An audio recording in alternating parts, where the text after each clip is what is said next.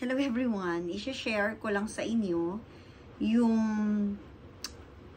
pinadala sa akin. Una, okay, pakita ko sa inyo yung pinadala ni Gian sa akin. Thank you Gian. So, tanan! Ano to? Chorizo. Ano bang chorizo? Longganisa. Ayan, longganisa. Thank you. Sarap na sarap kasi ako sa longganisa talaga nila. Longganisa sa Bulacan. Ayan. Salamat sa pag-prepare, G. So, excited na akong kainin to. Tapos, meron pa siyang binigay sa akin na ito, buksan natin. Hindi ko pa siya matitikman kasi kaka-toothbrush ko lang. Pero, makakain ko din talaga to. So, ito, pusit. Sweet and spicy.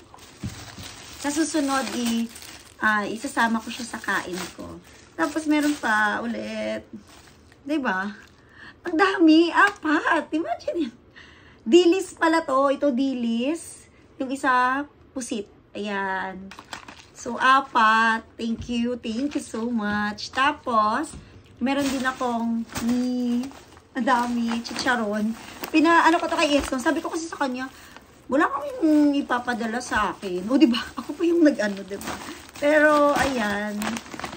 Dahil nga, gusto ko ng chicharon. Ang dami yung biniling chicharon. Ayan. Saan ba to? Sa Idols, sa Bulacan. Ayan, Idols. Ano to? Back fat naman to. Ilan to? 3 ata to. 3 back fat. Tapos, meron din botcheron. Ayan, hindi ko pa natitikman, pero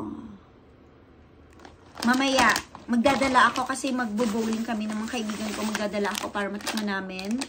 So, ito, wow! Ito yung gusto ko, taba ron. Kasi sobra kong mahilig sa taba.